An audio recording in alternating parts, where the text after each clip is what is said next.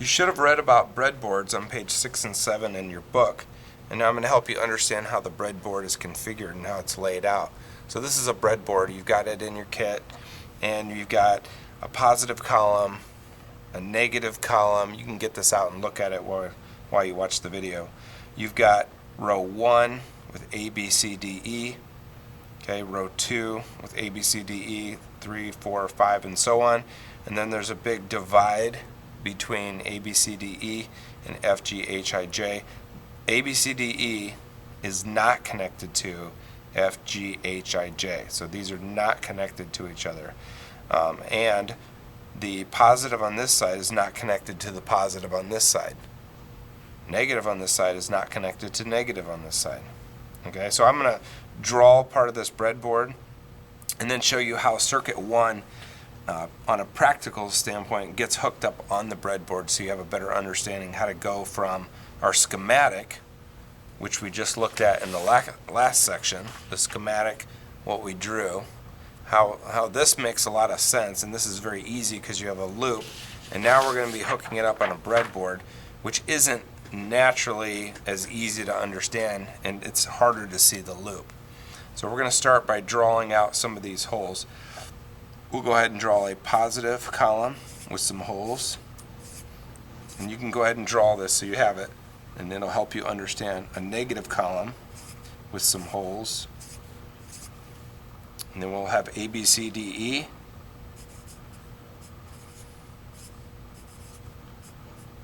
and then we're going to put all these holes in. So this will be row 1, 2, 3, 4, 5. So all these holes get filled in. So you're just doing this on your next page of your notes.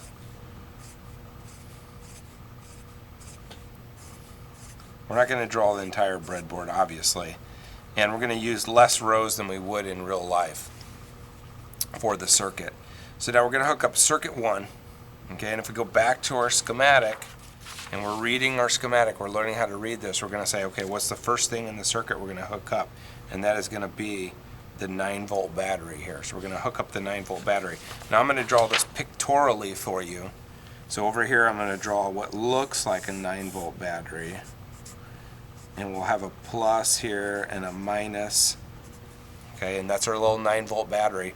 And we're going to hook this up any way we want. Now, the instructions might say, take the red wire from the battery and plug it into J4 or H2 or some different specific hole. That's not critical. So it doesn't matter which hole you plug it into, as long as you create a circuit. Okay, this is the important part, that you're creating a circuit, not that you follow the directions exactly and use the exact hole they said. Now some of you might do better off doing it that way at the beginning, but it doesn't have to be that way. If you understand the circuit and you plug it in correctly so that it'll work, you'll be good. Okay, so I may hook it up here differently than the book says, but it's still going to work. So we're going to have the red wire come out of here, and we'll say it goes into 1A. Okay, and we go back to our schematic. Okay, we're like, what's next? Well, after the red battery wire is a switch. So we'll assume we have a switch, and we'll go ahead and put that in here. And if you don't have a switch, you could make a little simple switch with 2 wires. And basically all that's happening with a switch, let me bring this back over here, is if you had 2 wires, you'd have a wire coming out of here and a wire coming out of here. When you touch those 2 wires together, current can flow past this point. So you can create a simple switch with 2 wires just sticking out of the breadboard. And so what we'll do here for our example is we'll just go ahead and say this is going to be a wire and this is going to be a wire. And when I touch those 2 together, current's going to flow between there. Now, let's backtrack here so we understand what's going on. And let's slow down here a little bit. How's the breadboard laid out? Because we started drawing this, but it doesn't make any sense unless you understand how the breadboard's laid out. So, let me use a different, well, I'll use a pencil here so it's a little less dark. The plus column is all connected together with a hidden conductor behind the surface. I don't know if you can see that on the video, but right here, behind the surface is metal from that hole to that hole to that hole to that hole. So if you were to plug in 9 volts of power right into the top of the plus column, then you'd get 9 volts out here, here, and here, and so on, okay? The negative column works the same way. There's a hidden conductor hidden behind this surface. So if you plug in power to there, you're going to get power out there, there, and there, okay? So these are hooked up in columns, plus and minus. The rows are hooked up in rows, okay? Not in columns. So in row 1, 1A, B, C, D, E, all these are hooked together with a conductor hidden behind the surface. So if we plug our 9-volt battery into 1A, power will flow down this entire row and come out of this wire, which is plugged in 1E. Okay? If I were to touch these two wires together that I made my little homemade switch, power would then flow from row 1 down to row 2, and you know from what we just talked about, the row is connected together with a conductor hidden behind the surface. So now we have power in row 2. Now we go back to our schematic and we're like, okay, what do we have next in this plan? Switch, then a 10K ohm resistor. With the resistors, if you're not familiar with the resistors yet, the instructions will tell you, but there's also a cheat sheet on page 10 of your book. And if you go down to page 10 at the bottom, down here is a cheat sheet. And if you look at 10K, and you find it in here, 10K is right here, it's going to be brown, black, orange, gold. Now the way these work, and this is, probably covered in another part of your reading, is that these all have a color value. Brown means 1, okay? Black means 0, orange means 3, and gold means 5%, actually, which is how accurate the resistor is. So if you look at the resistor codes, and there's 1, 2, 3, 4 colors on there, this is what your resistor looks like in your kit. It looks like a little hot dog with 2 little sticks sticking off the end. The first band of color is just a straight up number, okay? And that would be brown, so we'd have 1. The second one is just a straight up number. We said black, so we'd have a 0. The third one was orange, which meant 3. But this means, the third band, number of zeros. So we'd have 3 zeros. So we in this case, we'd have 1, 0, and then 3 zeros, 0, 0, 0. So that's 10,000. Okay? That's how you get a 10K ohm resistor, 10K meaning 10,000, brown, black, orange, gold.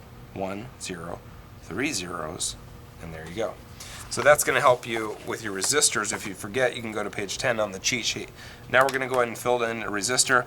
By the way, as you plug resistors in and you look at them and you see them, they're very little fragile little things, and we don't want to bend those. So we actually, in a perfect situation, if your resistor has a wire over here like this, and then you got your little hot dog shaped thing, and you have a little wire coming out of here, you might actually jump from, say, row 2 all the way down to, say, row 9 or somewhere, right? We're going to skip a bunch of rows between here. But in my example here, I'm going to draw it really short, okay? But in reality, I don't want you guys to just bend these resistors from row 2 to 3 and ruin them, okay? So jump from 2 to wherever it makes sense that you go ahead and spread your circuit out. It's actually easier to see also if you spread your circuit out. So we're going to go ahead and hook a resistor up here. We're going to have it come like this, and we're going to put a little hot dog on the stick there for a resistor, and I'm going to jump on down to row 4. So I'm actually just skipping row 3. 3 is going to have nothing in it. Okay, and then here's our 10K resistor. Okay, next thing in our circuit, LED, right, which is a light emitting diode. It looks like a little light bulb in your kit. So we're going to go ahead and do this. Little wire coming out of here, and it looks like a little light bulb. There is a little flat spot if you look very carefully on the LED, but I will tell you, the short wire, there's always a short wire. The short wire is the one that's going to come nearest to the black or the negative on the battery. Okay, this is going to be the long wire, which is pointing towards the positive or the red on the battery. The short wire is going to point towards the black on the battery always, because this only works in, we said, one direction. Then the last thing we would do, we would just basically take our black and plug it in here. That's a working circuit. Now, how is that a working circuit? Well, we started looking at it. We said these are hooked up in columns, which I didn't use, which is fine. You can use them if you want. Power comes out of here, goes to row 1. Flows down row 1 because there's a conductor hidden behind the surface. If I turn my switch on and I touch these two wires together, power is going to flow from one wire to the other wire. come back on row 2. This whole thing's lit up with power there. Go through my 10K resistor, okay? And once it goes through my 10K resistor, now we have power to row 4.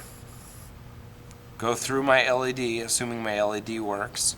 Now row 5 is lit up with power, so this has power to it. And then back on the black wire, so there's your circuit. Power comes out, doot, doot, doot, doot, doot, all the way through here to through there, and that's your loop. So this is this. But this is a lot easier to see until you get used to using the breadboard and you understand how these are laid out in rows, and you understand how you still have to build a circuit, you still have to build a loop. Now what is possible, not in this circuit, but in other circuits to come, that the light actually comes on, but the circuit is not hooked up correctly. So just because your light comes on doesn't mean you hooked it up correctly. So make sure you're reading the instructions, following the instructions as you go ahead and do that. Okay? So this is the breadboard, and it's just important that you understand how to use the breadboard. Probably one of the biggest problems you're going to have is maintaining your wires and getting those wires to plug into the breadboard. And all the wires that have little solid ends, like here I have a resistor in my hand, I don't know if you can see it, but that's got a solid wire. It's very easy to plug into the breadboard. The LED has a solid wire. It's easy to plug into the breadboard. So this is your LED. The battery straps, on the other hand, have stranded wire, more similar to hair. And so you have to use wire strippers that are out at the back of the classroom, and you have to strip off a little bit of insulation off of your wire. And then once you have that wire, then you can twist the end of it and more easily plug it into the breadboard. So you do have to do some maintenance on the wires. If they don't plug in, the circuit's not going to work. And this goes back to the 3 things from the first video that we talked about that have to be in a working circuit. So that is, and you should know this, power source, okay, path, and load. And so if you have a problem and the circuit doesn't work, it's one of these 3. So let's look at that. If my battery doesn't work and it's dead, the circuit's not going to work. That's a power source problem. If my battery's not plugged into the right hole, that's a power source problem. Right? If I plug my battery into the plus right here, it's not going to magically jump from that point over to here. Right? So I have to make the loop. Okay? That's actually a path problem too. We could have a path problem. Right? Maybe my wires are bad right here, so I need to know how to test wires. Maybe my breadboard's bad across this row. Maybe my resistor is no good, and so I need to know that electrons can flow through this resistor. Okay, then the last thing would be, do you have a good load? Is your LED good? And this is where we're going to get into testing these different components to make sure that they are good, which is coming up in the digital multimeter section.